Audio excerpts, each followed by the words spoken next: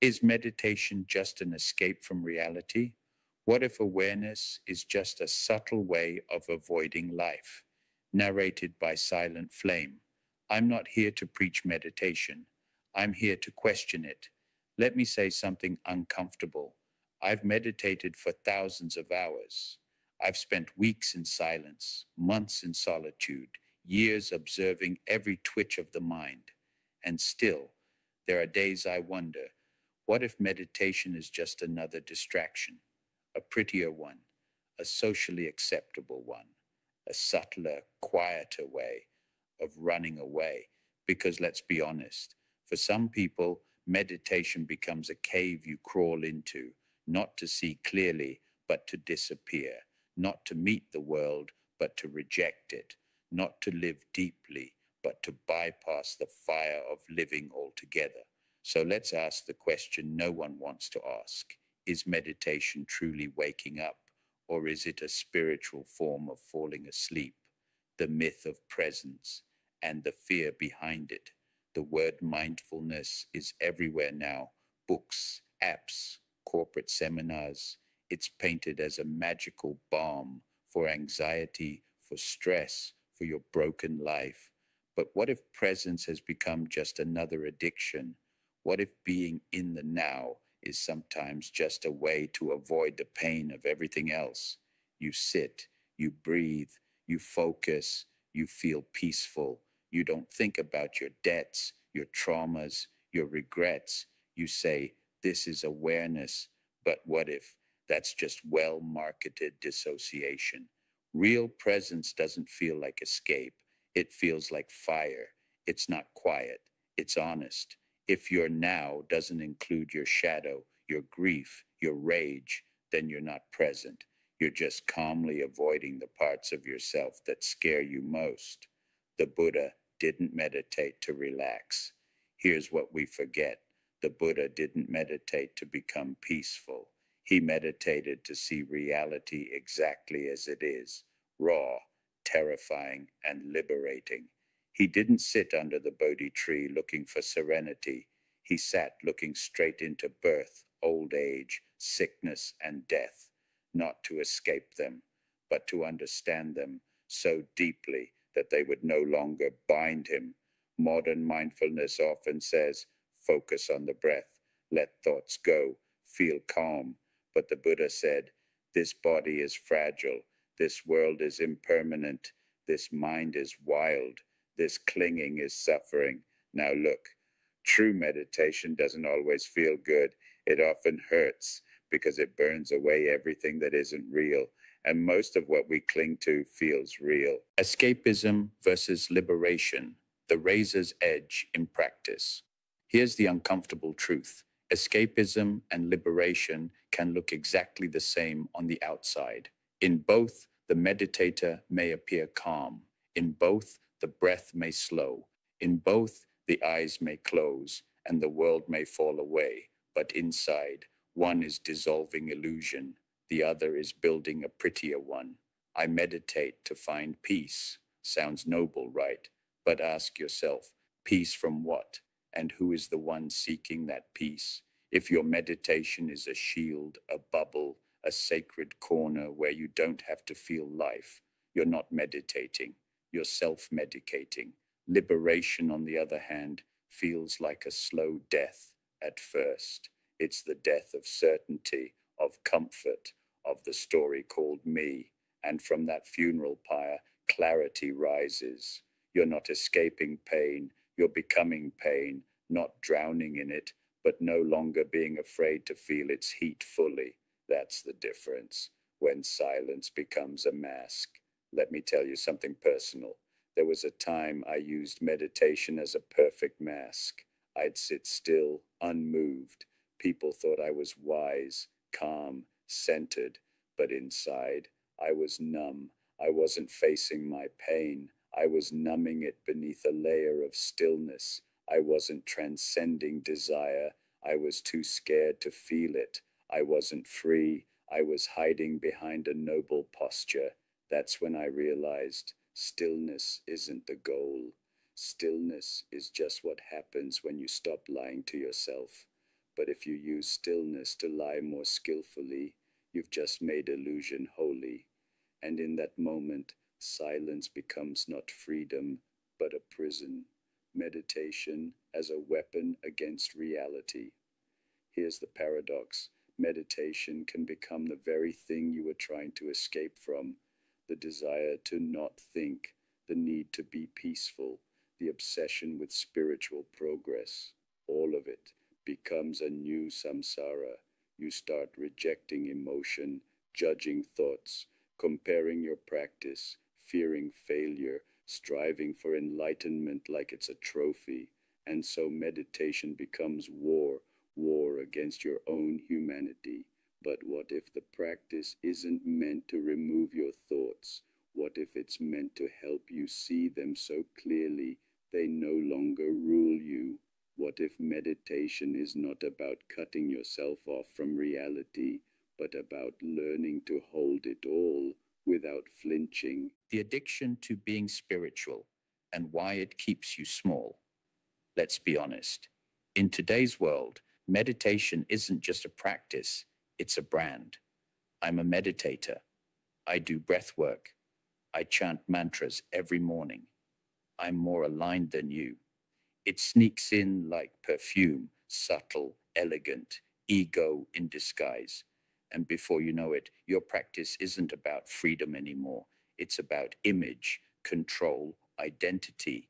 You build a spiritual persona, someone who doesn't get angry, doesn't get lost, doesn't need to heal anymore.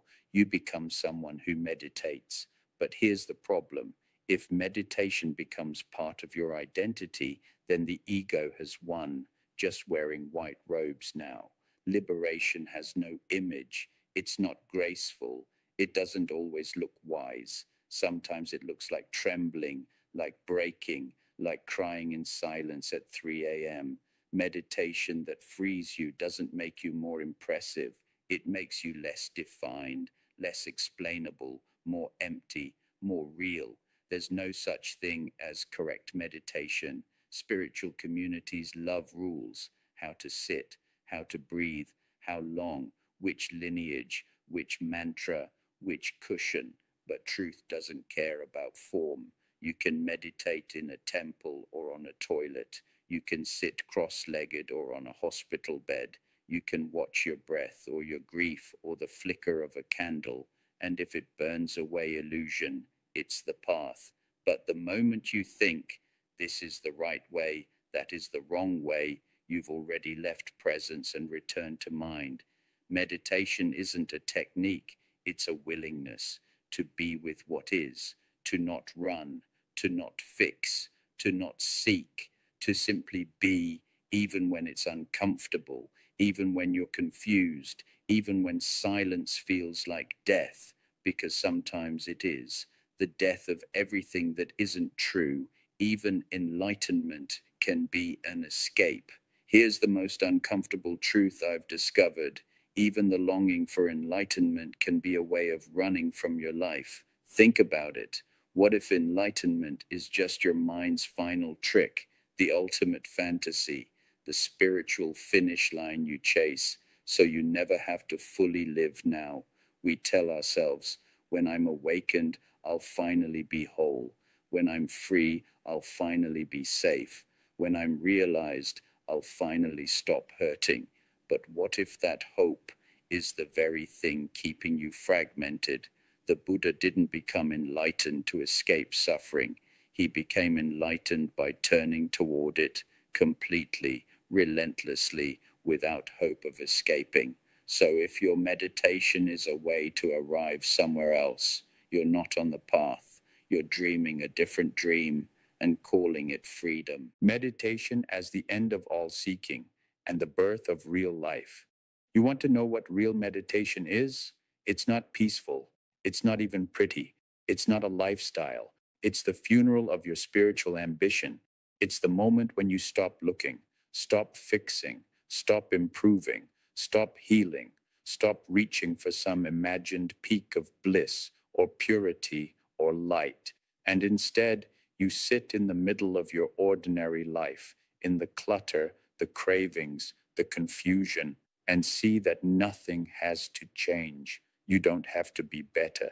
You don't have to be pure. You don't even have to be peaceful. You just have to be willing to see without filters, without flinching. That's where the journey ends, and that's where life begins. Not a refuge, but a revelation. Meditation is not a refuge from pain. It's a revelation of what pain truly is. Not your enemy, not your flaw, not a problem to fix, but a wave of energy that rises, peaks, and dissolves when met with full awareness. When you stop pushing it away, you stop identifying with it. When you stop identifying with it, you stop suffering. That's the secret. Suffering doesn't end by escaping the storm. It ends when you realize you are not the storm, you are the sky. And that clarity, not escape, is what meditation offers. The final truth, nothing to find, nothing to escape. So is meditation an escape? It can be, but it doesn't have to be. It becomes escape when you meditate for a result, for peace, for bliss, for progress, for enlightenment, for some better version of you. It becomes liberation when you meditate without any of that, just to sit, just to see, just to be with what is. Not trying to go anywhere, not trying to become anyone, not trying to understand, fix, transform, or transcend, because the truth is, there's nothing to escape and nothing to find. Everything you've been looking for was always here, hidden behind the belief that it wasn't, and meditation, at its purest, is simply the moment that belief dies, and the one question that destroys all illusions. If you've made it this far, you don't need me to give you answers. You're already standing in the fire where answers burn away. So I won't leave you with a truth. I'll leave you with a question that has no answer, only depth, a question that doesn't ask your mind to think, but your presence to die a little. Here it is. What are you still running from, even when you're sitting perfectly still? Don't answer it too fast. Don't give it words. Just sit with it. Let it follow you into the cushion, into your breath, into your silence, because maybe the only difference between escape and enlightenment is the willingness to stay with pain, to stay with doubt, to stay with yourself without the filters of identity, hope, or narrative. The Buddha didn't escape the world. He saw through it. And you, right now, are invited to do the same. I'm silent flame. I don't care if you meditate. I care if you're present, not on a cushion, but in your life, with your fear, inside your breath, because presence isn't something you achieve. It's what remains when you stop trying to be anything else. Subscribe if you're tired of spiritual cliches and ready to walk through the fire of real seeing. Comment your truth below. What are you still running from, even now?